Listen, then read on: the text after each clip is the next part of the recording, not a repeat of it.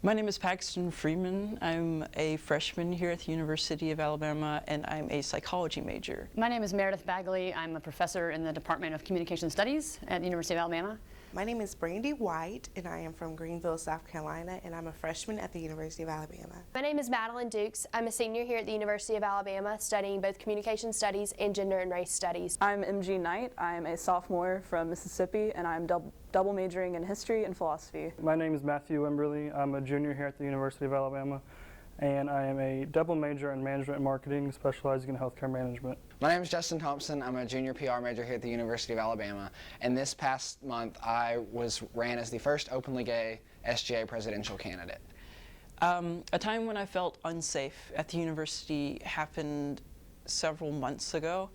I was walking back to my dorm, and I was in the crosswalk when a truck full of male students pulled out straight in front of me and immediately started hurling very offensive language at me.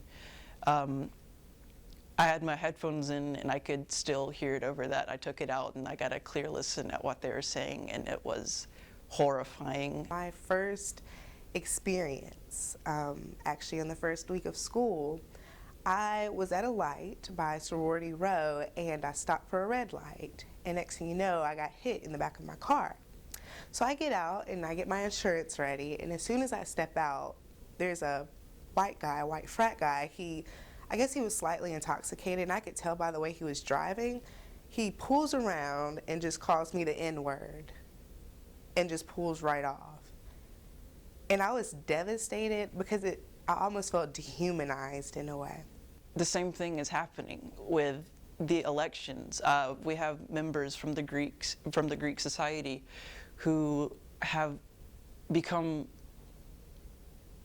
started verbally abusing the Mallard Assembly where I live in Palmer Hall, and just physically threatening the Mallard Assembly. We've gotten physical threats. Someone threatened to break into our building. Someone threatened to burn down the building. We actually did have people come in and break in the building.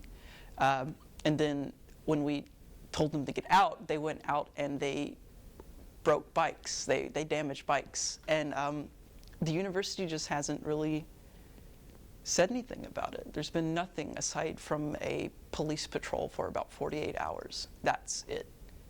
That's not good enough. We don't feel safe. We don't feel safe going outside our building by ourselves. When I first moved here in the fall of 2011, I decided, do the typical, straight white conservative girl thing, and I rushed to sorority. And it was great. I learned a lot of really productive habits from it, about studying, about taking time away to be with your friends, about the things that you should or shouldn't wear on this brand new huge campus. But there are also a lot of really dangerous habits learned too. Fortunately, I was able to take from the knowledge I learned in my experience before I dropped my membership in the sorority and apply it to our campaign. And that was definitely something that helped with the political strategy and knowing your opponent and knowing them well. But it also, unfortunately, made me an easy target. Being a threat, knowing the way they operate, knowing the way that the social structures work to disadvantage anyone that comes up against them, especially when you're running the campus's, as far as we know, first openly gay candidate for SGA president. That made me an easy target for abuse, especially on this campus.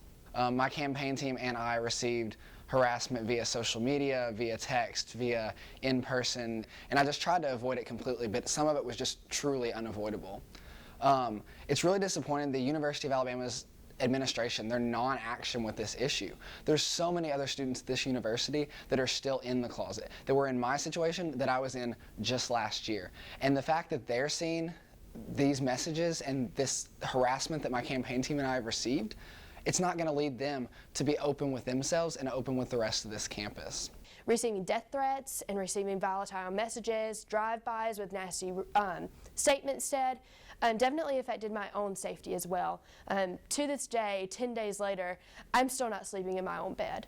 I'm still having to stay with friends. I'm still not feeling comfortable when I'm at home. And that definitely is something that's extremely problematic. In no way, shape, or form is that acceptable. They just told me that's the way it was. And that was really hard for me to accept, that the school that I love and that I chose, this is just the way things would go, and it's just the way things are. My gender identity and expression are not covered by the university's non-discrimination policy. Sexual orientation is, but often issues of discrimination based on orientation are a subtler form of gender policing. So those issues are all kind of tied together. I also work with the students on this campus who do feel unsafe on a weekly basis, I would say, if not daily, and that's not acceptable in an institution of higher learning where our goal is to serve students and our goal is to support them in their education. The frequency of every week or two at least, I get called a faggot from somebody's truck as I'm walking down the sidewalk.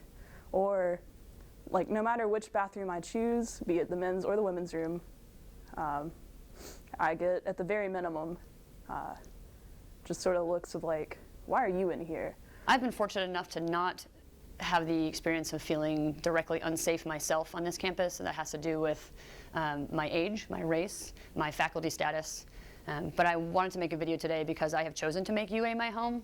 I'm from New England, I'm from the Northeast, where there is a large degree of difference in our assumptions and behaviors. But I chose to come here because it was a great job, and it's a great university, and I have made my home here.